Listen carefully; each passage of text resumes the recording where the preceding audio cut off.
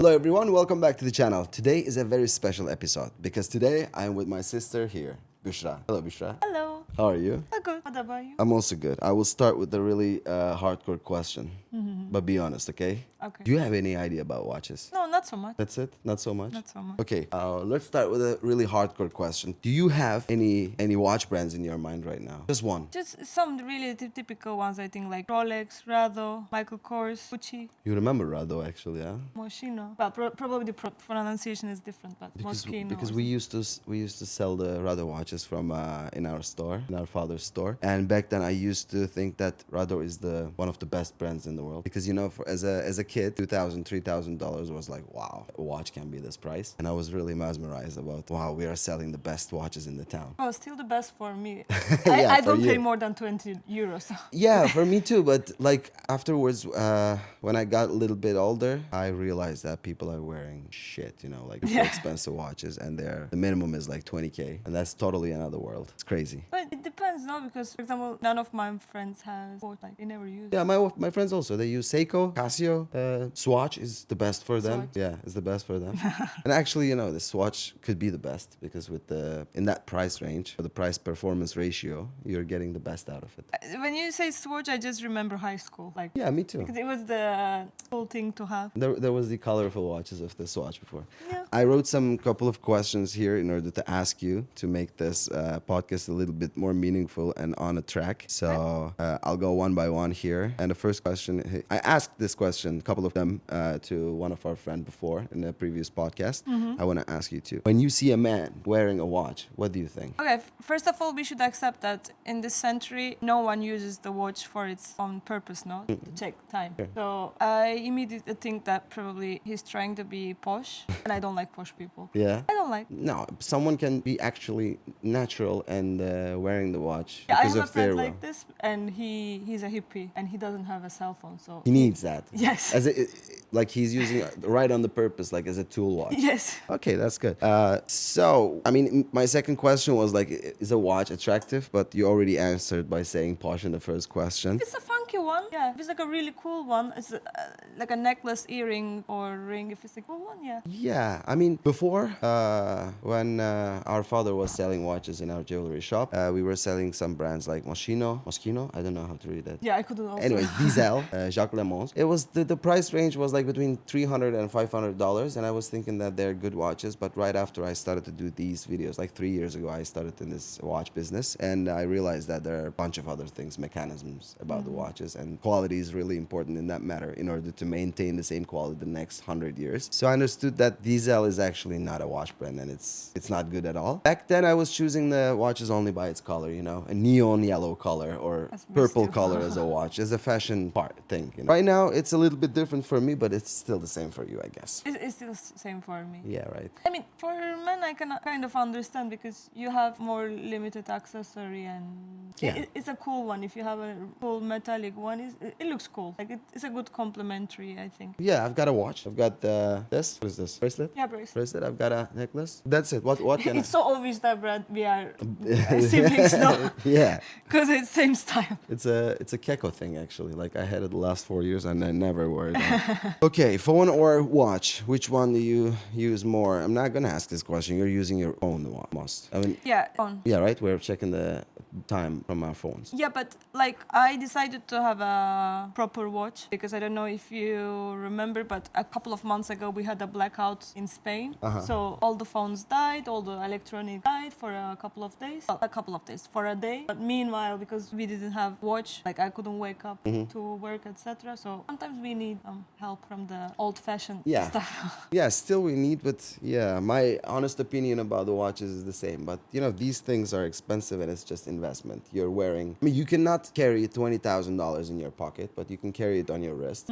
And in any moment, if you need cash to close a business or make something done, just a single watch would be enough for you to do that. So, I cannot That's carry true. a house with me, but I can carry a watch which is worth the same price as a house on my wrist. It's an investment. Nobody's checking it. I mean, some people are doing that, but it's super nostalgia. I mean, mechanical watches every day, the best one is late 2-3 seconds, So So in a month, it is like almost 60 seconds late in real time. So like every time you need to adjust it. That's true as well.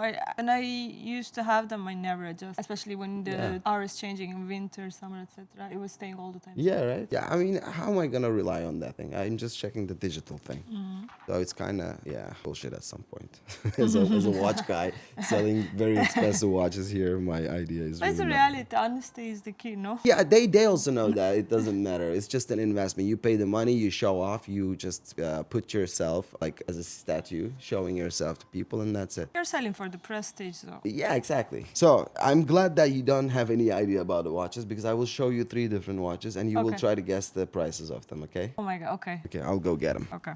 So I've got 3 watches here, which is going to be visible for the audience on the screen right now because I've got separate videos for each watch. And this is not in an order right now in my hands. They have different listing prices. They're all used watches. One of them is Cartier, the other one is Omega Speedmaster, and the other one is Tudor It was Royal Date, I guess, because this is the first time that I'm holding this watch, you know.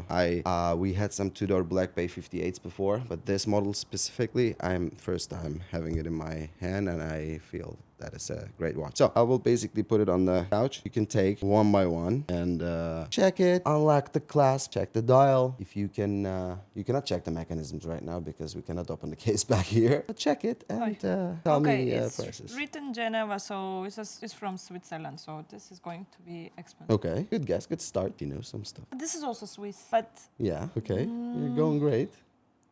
Cartier is already expensive.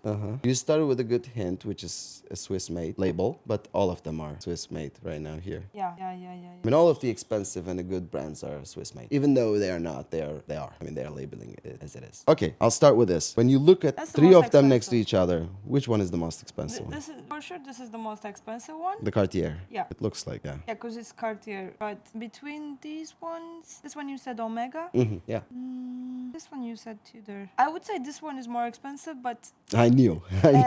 but because you knew, I would think that it's tricky. You know what I mean? You could make it on purpose because this one has like a yellowish and like a reddish color inside, so it kind of looks like a bit childish. So maybe you did on purpose. I mean, I took it randomly, actually. Not that much randomly. One small size lady watch and 2 man wrist watches with 1 black leather and 1 stainless steel I will risk bracelet. This one is the cheapest one. Tudor is the cheapest one, you're saying? Yes. Okay. This one is middle and this one is more expensive. So your cheapest one is Tudor, in your opinion. The Omega is the second, and the most expensive one is the Cartier. Okay, you guessed it right, actually. But let's go right now with the numbers. Let's talk numbers. Because at the beginning you talked about this one, you gave information because What did I say? You said I knew this model, blah blah blah. So you tried to polish that one. Oh no, to I make didn't do it look- on purpose. This Tudor I thought that it's a psychological thing. Royal Date is the first time that I'm having in my hand, and it's really looks like the Rolex Land Dweller, the latest watch that they published. They announced a pretty good one, actually. So It the looks order premium. is correct, right? The order is correct, Okay, good. but yeah, there's a little trick in between Omega and Tudor. Tudor looks more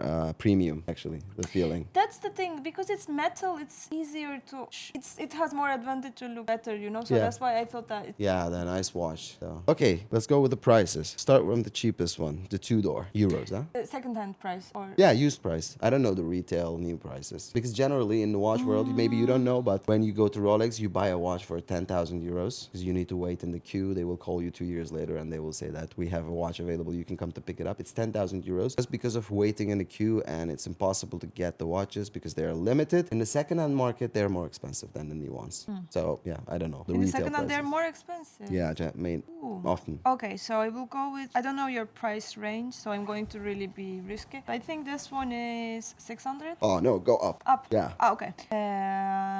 This one is 2,700. No. This is around between 1,400 and 1,800, depending on the condition. Okay. And if it's a full set, having a box and papers also affecting the price directly.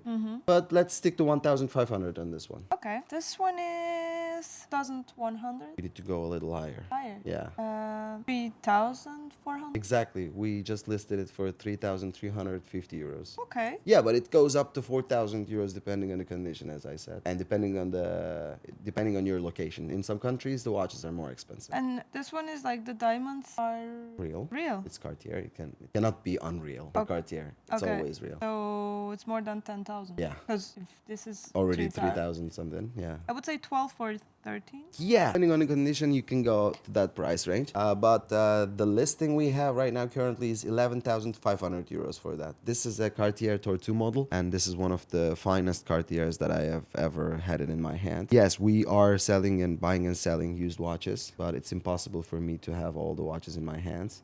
That's why generally I was dealing with the Cartier Panthère, Santos, and the other models, Tank. But this Tortue model, first time I'm having it, it feels super premium. The diamonds really sits on the bezel so good, and I love when we see the case back. I was about to say that one. That I don't know if it has any relation, but when it is like open Case back. it looks like Yeah. quality. It feels. Yeah, open case back basically tells you that we have nothing to hide. You can see our mechanism, and yeah, we have a good polished mechanism. Even the things what's hidden inside is in this machine is curated carefully. Like you look at the design inside, the engravings on the mechanism. On the mechanism, like we don't need that much of a luxury, right? But it's still there. Nobody's gonna see it when it's on your wrist, but it's still good detail. And also it has the logo of it repeatedly in every metal. Yeah, that's really nice. And I will give you one more information about the open case back watches. It's really good to have it. You feel better, you know. It's like